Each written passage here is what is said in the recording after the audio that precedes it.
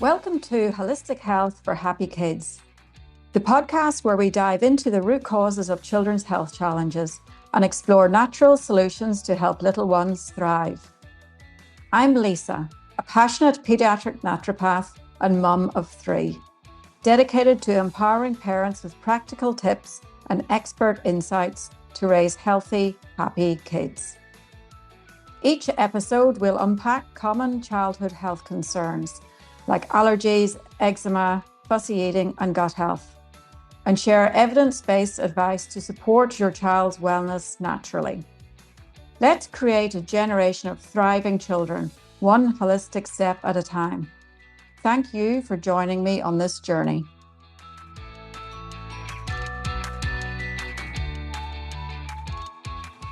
So welcome to today's episode of Holistic Health for Happy Kids. And today we're going to be talking about fussy eating. So why won't they eat? We're going to be unpacking fussy eating in kids. And joining me today is Sara. So Sara is one of the team here at the Paediatric Naturopath, and she is a feeding therapist and a certified practicing nutritionist. So Sara has a Bachelor of Health Science in Nutritional and Dietetic Medicine, and she also uses the principles of the SOS approach to feeding alongside her knowledge of gut health and brain biochemistry to get to the root cause of children's resistance to eat. By utilizing this holistic approach to the issue of fussy eating, she gets great results in expanding children's repertoire of accepted foods. So welcome to the podcast, Sara. Thanks for having me. So first of all, just tell me a little bit about yourself, Sara, and how you ended up becoming a nutritionist. Yeah, sure. I'm originally from Los Angeles and moved to Australia in 2003. I'm a mom of 2, a 13-year-old and a 20-year-old. And while raising my eldest, I completed a Bachelor of International Business and upon graduating, worked in allied health as an administrative assistant, research assistant, worked with a lot of various practitioners, really always had an interest in natural health.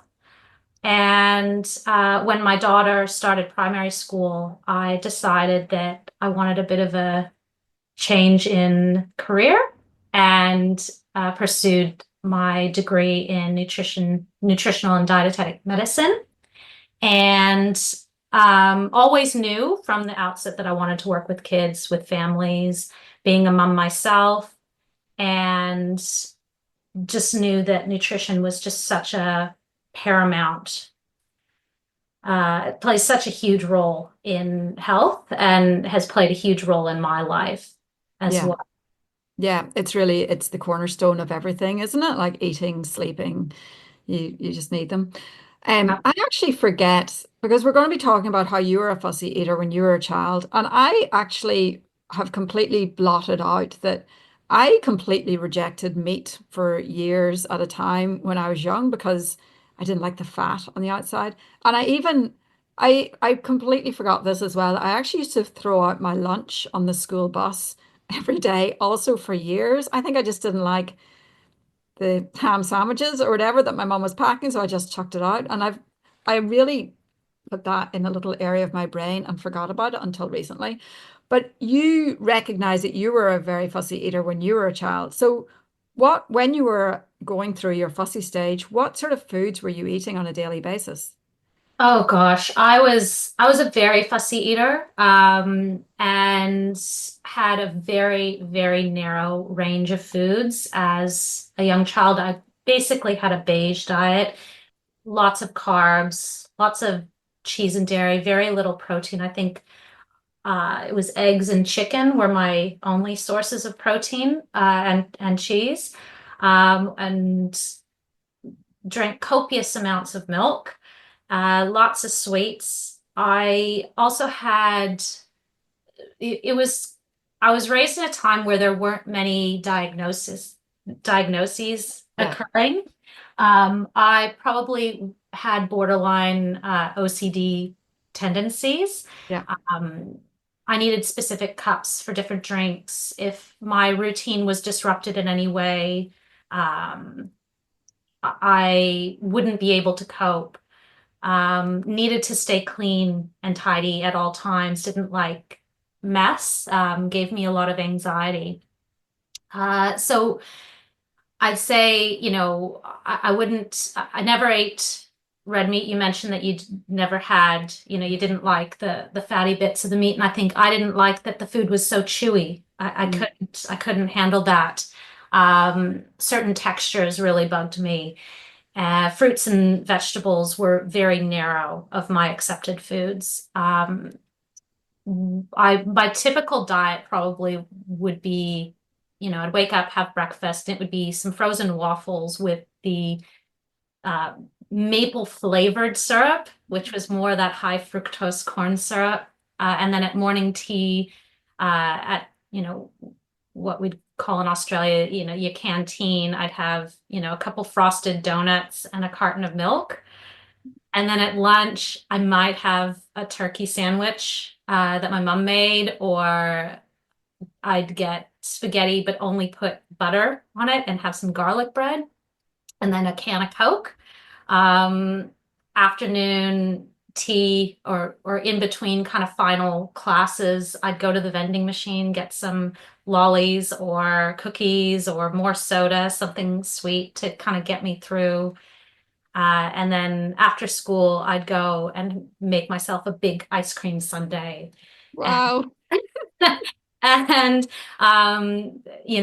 the saving grace probably was, the family meal that we'd have, which, I might have some chicken, a bit of rice, maybe a vegetable or a salad.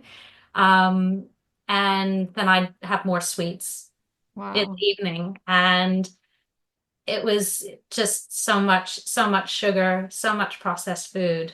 Um, Were your parents aware that this is how you were eating at school? no, I don't think so. I mean, they knew that I was a picky eater, but it was a standard American diet in a way of just didn't really know. My parents probably didn't really know any better. Yeah. They knew I wasn't, I've got two sisters. They weren't as fussy as I was. They had a wider range of food that they accepted. But they just rolled with it and just accepted that was just, they thought I'd just outgrow it. Yeah. And it's interesting that your two sisters didn't eat the same way because that's what we often find is that, families will come to us with multiple children, but only one of them has picky eating. And, parents obviously often feel like it's something that they've done wrong when their child is a very picky eater. But I think the fact when there's multiple children that don't have a problem, it shows that there's something deeper going on than just parenting strategies. And I mean, even the volume of sugar that you were actually consuming is wild. But how were you feeling at that point in time? Like, what was so you were like early teens at this stage? At this point, it was probably when I was about 12 or 13 before I made some serious changes, but it severely impacted my health. It was not just what I was eating, but what I wasn't eating. I wasn't getting enough protein. I wasn't getting enough vitamins and minerals and nutrients from the food that I was having because it was mostly ultra processed and just filling a hole, giving me energy temporarily. But I had fatigue. When I was little, I suffered from seasonal eczema. I had chronic ear infections. I frequently had strep throat, and required multiple rounds of antibiotics. And I recently went back and looked at some old home videos, and I couldn't believe how, one, unhealthy I looked, but also how I sounded. I had dark circles under my eyes, really pale, and sounded like I had swallowed a frog because I Yeah, was constantly congested. yeah. Mm. Yeah. I think the chronic ear infections always shows that there's something going wrong, and it's usually too much dairy. And as you say, Yeah, you were drinking milk, eating cheese, and having ice cream sundaes after school, so yeah, pretty clear that you were having a bit too much dairy. absolutely. And so 12 or 13 when this sort of happening. So what age were you when you kind of realized that maybe you needed to change the way you eat? It was around that time my mom realized, okay, we need to do something because my eczema used to only occur on the insides of my elbows and behind my knees and was mostly seasonal. It became year round and started to spread to my face and neck. And the cortisone creams that I was using for relief had thinned my skin so much that if I went out into the sun, my skin would crack and bleed. And so I spent the summer of year 7 wearing long sleeve shirts in 40-degree Celsius heat or over 100 degrees, 90, 100 degrees Fahrenheit. And Um, this is in California, right? it was not fun. It was pretty, yeah, and I was very self-conscious, very uncomfortable just physically. Couldn't sleep well, and that just piled on everything. I had acne, anxiety, depression, and what I now know were multiple nutrient deficiencies because of my diet. Mm. So my mom sought alternative treatment. I cut out refined sugar and started adding more fruits and vegetables to my diet. And within a month of cutting out the sugar and reducing the dairy, I started noticing changes. I wasn't waking up scratching in the night. I had more energy and was starting to feel better just overall. And after a year of those dietary changes, my skin had cleared up significantly where I was only getting seasonal outbreaks. And then after about 5 years beyond that, so once I was, I'd say, out of high school, I no longer had any eczema outbreaks. And I can count on one hand the number that I've had since then. And usually it's been in times of severe stress or being pregnant and other Yeah. sort of exacerbating circumstances. And I mean, 12 or 13 is probably literally the hardest age group to work with because that's when kids really are asserting their independence, but, maybe not cognitively wise enough to know that these things are not doing them any favors. And, you say, like, I just cut out sugar, but that's such a hard thing to do because it's so addictive. So, what sort of strategies did you and your mum use to actually do that? So I was motivated because I was so miserable and so uncomfortable. And so I had that intrinsic motivation there that I knew something needed to change. Because I'd look at some of my friends who didn't have, they had the clear skin. They weren't all itchy and scratchy all the time. And I wanted to be that way. I wanted to fit in. So it did come from a Mm. real deep desire. So I was willing to make the effort. And then once I started feeling better, that became the motivation because I was seeing the results. I remember, I think the deal was no added sugar, but on a Sunday, I could splurge. That became the thing that I'd have 15 minutes at lunchtime where I could have whatever I wanted. And there were a few weeks there where I ate myself sick, and then the need kind of dropped. So to manage my sugar cravings, and again, I probably would utilize different tools in our toolbox. Yeah, To manage those sugar cravings. There's a lot of things that can be done, but I resorted to eating a lot more fruit. yeah. I think in the first month, I probably was going through 5 to 10 boxes of juice a day just to get Wow. a sugar hit Wow.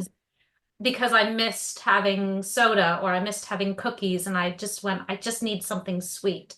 Yeah, But at least it was a step yeah, in the right direction. It was a better choice than what I had been making. yeah. Juice. I've had this conversation with so many parents over the last few days that, because whenever I prescribe herbs, I'll often say put it in a bit of juice, and then people are going, but juice is so bad. It's like, well, yes, your main drink should be water, But if your child's not eating any fruits or vegetables and they can have some juice, well, then they're getting some vitamins there. Or if it's the only way to get them to take the herbs, which are going to calm down their nervous system, which allows them to eat other foods, that's totally fine as well. You just don't want to be drinking bucket loads for a long time.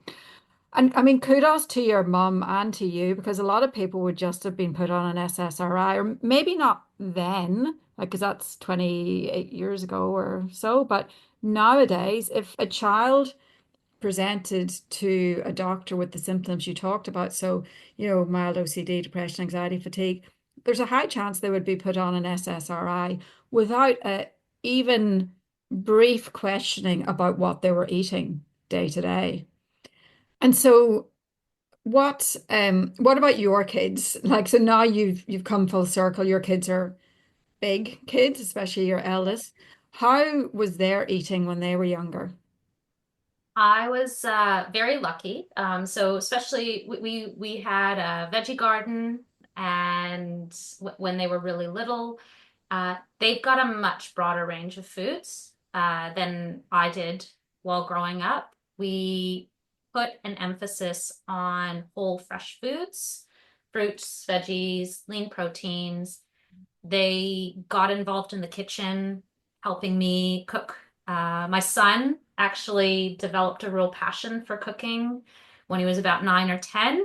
It did start with him wanting to cook to bake treats like cookies and brownies because I just didn't do that. Wouldn't let him buy things, certain things at the store, let them indulge in treats while we're out, but just not bringing it home.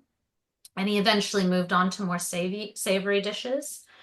Both of them went through picky phases. My daughter more than my son. And certainly my son, he had his teenage indulgences, wanting to be like Mm, everybody else. But once he turned 17, he came back to me and said, "Oh, I want your help with nutrition to help bulk up at the yeah. gym." Yeah. And my heart melted a bit when he asked, because he knew what I had been studying. And he really took on board what I said. He's now in the Air Force, and being away from other temptations, and he's got a great diet there. He's even said when I go and I indulge in fast food or junk food, he says I feel it the next day. Yeah. And yeah, he's got some real body intelligence there. My daughter, she also is quite intuitive with how food makes her feel, and I think that's been a real cornerstone for me is getting them to think about how they feel after they've eaten certain foods. Yeah. And the So problem is with that is that, like, yes, you can tune in, but the problem is a lot of kids and a lot of adults for that matter are just eating the beige diet, the processed food all the time. So they absolutely. don't see the highs and the lows in their mood or their energy. They just feel a bit shit all the time. Whereas when you've got a really great diet, but then you indulge, you can clearly see like how it makes you feel. I always describe it, and I heard this from somebody years ago, but like when your windscreen is really, really clean and a bug lands on it, you can see the bug so clearly. But if your windscreen is dirty and a bug lands on it, you don't see it. So, it's great for people to tune in, but I think for some people that's just so the waters are so muddied already that that's not really possible for them to do. Um, I agree. and my daughter's also loves to cook and also gravitates towards cooking the treats. But as Michael Pollan says, eat dessert as long as you've cooked it yourself, because you can only cook so many desserts. And even if it's full of sugar and fat, it's butter, and you don't have all the other ingredients and the ultra processing. It's still, homemade, even if it is full of sugar. That's it. It's still real food, and that's it. And that's what I always said to them is you're more than welcome to make as many muffins and cookies and cakes as you like. But if you want it, then you get to Yeah. make Yeah. You're it. learning some skills as well. You're That's learning. it. So now, of course, you are trained as an SOS feeding therapist as well as being a degree qualified nutritionist. So explain to me, what is SOS feeding therapy? Yeah, so SOS feeding therapy it's also known as sequential oral sensory approach, and it's a comprehensive feeding therapy program designed by Dr. Kay Toomey in the United States. And it's designed to help people with children with feeding difficulties, and it focuses on addressing underlying causes for these challenges, which often involve a sensory and oral motor or behavioral components. But oddly enough, most of the time, fussy eating is not a behavior issue. It's a sensory or an oral motor issue, or there's an underlying medical condition that is impacting their health. So we address through addressing any sort of sensory sensitivities to textures, smells, and tastes, and then also work on building skills that are essential for eating, like chewing, sucking, swallowing, being able to move foods around in the mouth with the tongue. And we do that through food exploration and food play, and also work with helping improve the environment at home as far as creating an optimal environment for meal times. Yeah. Yeah, because that's often where like eating just gets it just gets assumed that eating will happen by parents and they don't really think too much about it because often you just don't need to. But and that means that dinner time can get deprioritized, cooking can get deprioritized because we're busy with soccer training and work and all the other things. But that can be very detrimental for some kids who really need a lot more structure and routine around eating. And whenever you do feeding therapy, you actually, the majority of the time, you do it via telehealth. So, how do you use SOS feeding therapy when you're working with clients at a distance like that? So I work mainly with educating the families. There's a lot of, I start with a thorough assessment to identify the root causes of a child's feeding difficulties. If there's any sensory sensitivities, if there's any oral motor challenges, do they have a tongue or lip tie? Were there feeding challenges as a baby? When did the problems start? Are there any medical conditions? Do they have reflux or any allergies, celiac disease, constipation, any sort of other factors that may be impacting why a child is not eating or not eating a wide range of foods. We also look at family dynamics. Like you said, what's the routine like? Are families poor on time? What's the feeding environment like? And so I'll incorporate clinical nutrition therapy into a personalized treatment plan. And then we start to work with families on improving the environment in the home, making small steps, uh, you know, looking at what the seating arrangement is. Are they sitting down for a meal? Are they eating alone or are they eating in the car in between appointments, or to and from school or other activities? Um, and we begin by building comfort around introducing new foods and textures. So I like to look at what the child is eating now, and we start to build off from that. So I'm never starting with a set certain of foods that I'm going to be introducing to a child. It always is based on what are they eating now and how can we start to build off from that.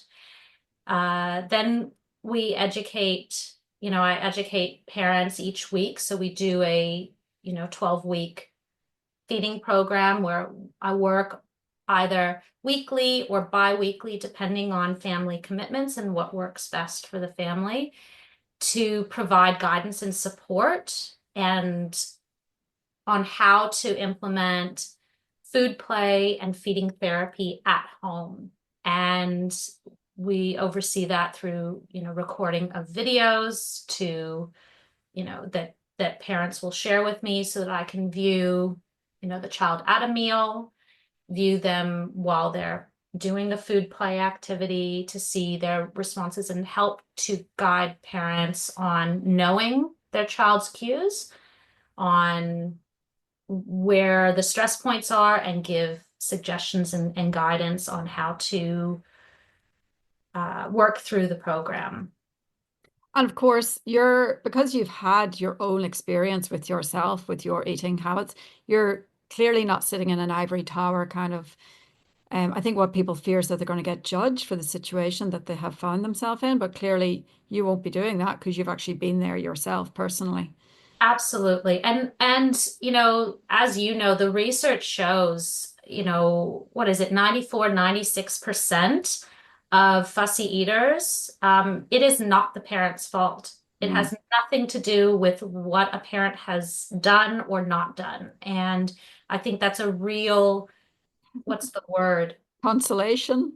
Well, constantly, well, it's also just it's a misconception that Okay, that yeah, a lot of people, you do get the judgment online and among parent groups and things where there is the judgment that flies around. yeah, How could you let your child eat that yeah, when, you know, a child could have a very clear sensory processing issue with a specific texture. Do they have a history of choking? If they've got a history of choking, there's going to be a real fear around certain textures in the mouth. Or if there's trouble swallowing, you yeah. know, there's other things at play that have nothing to do with a parent and what they choose Yeah. and how they get to where they're at.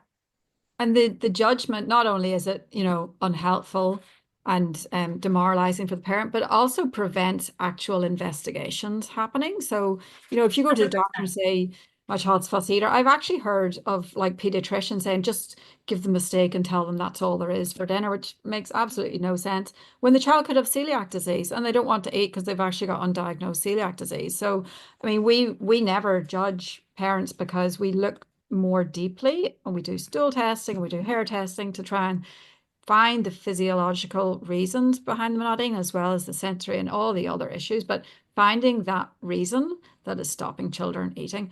And unfortunately, you could see 100 children and there'd be 100 different reasons. So it's not like a magic bullet, like every fussy eater has celiac disease or every fussy eater has a parasite. So do you want to give me a few examples of the types of clients you work with and the sorts of outcomes that they've had from working with you? Yeah, sure. I've mostly work with I've worked with a lot of NDIS clients. Yeah. A lot of just, it ranges. It can be just a picky eater who has some sensory sensitivities, right to kids with a history of choking or aspirating, children on the spectrum with an ASD, autism diagnosis, ADHD, global developmental delay, children with other diagnosed conditions or deficit disabilities, cerebral palsy. I've worked with children on specialized diets, such as the modified Atkins diet for epilepsy, or children that are on a plant-based diet. So work with a wide range. I did see a 3-year-old girl with global developmental delay and an ASD level 2. And when she first presented to me in clinic, she was experiencing high levels of anxiety, daily mood swings and meltdowns. She was constipated, going twice a week, needing laxatives. She had severe sleep disturbances, and she would rather go hungry than try a unfamiliar or non-preferred food. Hmm. And she had a preference for dry, crunchy foods, sweet flavors. She avoided any mixed textures. And her mother described her as a really slow eater who required constant support to eat anything. So, after 3 months of treatment, we were able to improve her gut health. So we did a microbiome test turned out that she had E. coli. She also had worm infection, which was impacting her sleep. And so she no longer is requiring laxatives, has been easily passing bowel movements daily. She had frequent illnesses when we started seeing her, where she was getting sick monthly, and was sick for up to a week. She only had a couple brief illnesses lasting no more than a couple days through treatment with me. Her mood improved. She was no longer having meltdowns, was in a consistently good mood, and was willing to try new foods. And she was sleeping better. She used to need 3 hours to fall asleep and would wake 3 to 4 times in the night. And mom has reported that she now goes to sleep within 10 to 30 minutes and only wakes a couple times in the month. It's an Oh, occasional thing now. And she's no longer refusing meal times. She's calm and alert at the meal times, is willing to try unfamiliar foods, and actually shows a curiosity for what mom and dad are eating. And she now will tolerate non-preferred foods on her plate. And we went from 11 unique foods at the start of treatment to now eating over 24 unique foods. So she's made wonderful progress, and yeah. it was great to see. And the thing is with that, like everything is related. I think the way our medical system is set up is that, for gut issue, you see a gastroenterologist, for a brain issue, you see a neurologist, for, a sleep issue, you see a sleep specialist, but they're not all separate issues. If you actually just treat a child holistically, which is what this podcast is all about, then you fix all these issues at the same time. You're not like chipping away, let's give them melatonin for sleep, or let's give them a laxative for their constipation, and let's give them an SSRI for their mood. It's all, you just make the child feel better and everything kind of flows from there. So it's so good. And, this is a hard question to answer, and maybe there isn't just one answer, but what do you think is the biggest factor critical to success when you're dealing with fussy eaters? I actually think there's a few factors. Mm, And I really try to emphasize this with all families that I work with. So one, you need to have patience. Feeding therapy is a long-term process. There's no set timeline. Progress can be slow, and it's important to celebrate the small victories along the way without putting pressure on the child, and reminding parents not to put pressure on themselves. Um, each child will move at their own pace, and so you need to be just patient and understanding that it will take time, and there is no set timeline. Second, I'd say persistence. So it's really common for kids to make progress and then regress, especially after something like an illness. So, child comes down with gastro, suddenly they're back to having only their three preferred foods when they had, the week prior been trying new foods. And sometimes it can take some time after that illness has passed for them to start to accept other foods. And so it's just remembering to stick with it, even if there are those setbacks that will arise. Because children can move forward and backward. We talk about, what we don't realize is there's actually 32 steps to eating. We forget that. It's one of the most complex things that we do as individuals. And so we track, I track where a child is at with certain foods on the steps to eating. So a child might be willing to put a carrot in their mouth, but they won't bite down on it. And then, the next week they won't even touch the carrot. And so we talk about moving up and down the steps to eating. And so that is a very dynamic process. And so reminding parents to stick with it. And then the third is probably the next most important thing, is playfulness. Mm. So feeding therapy works best when it's fun. And we want to create positive associations with food. And that begins with play, playfulness, curiosity, and exploration. And so, small wins like touching or smelling a new food are huge milestones. And the more active a parent is, the more successful treatment will be. So that's a real key thing, is remembering to have fun with it and play with your food. Yeah, exactly. Play with it, get messy with it. That's how you get familiar with it. And so one final question, Sarah. If Mm. you had a magic wand, what would you do about the state of children's health today?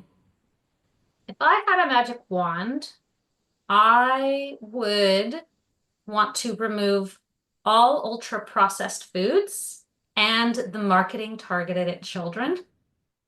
I'd make fresh, nutritious food affordable and accessible to everyone. And I'd want to make sure that every child has access to healthy food and supportive environments, things like cooking and gardening education in schools that encourage healthy habits from a young age. Yeah. Yeah. A bit of work to do. I know. It, it's That's a sad. broad stroke. It's sad because, just the normalization of ultra processed food and the weirdification of eating whole foods is just so detrimental to children's health. Like it's completely accepted that a child will have three or four packaged processed foods in their lunchbox. And then, the kids who have the healthier alternatives are just like, what on earth have you got? It's just the world is upside down in so many ways. But thank you so much for joining me today, Sarah. So you can learn more about Sarah on our website. And if you have a very fussy eater and you really want the hand-holding type of approach that Sarah has talked about, get in touch, send us an email or contact us through social media, and we can organize that for you. So thank you, Sarah, and I'm sure we'll talk to you again. Thanks for having me.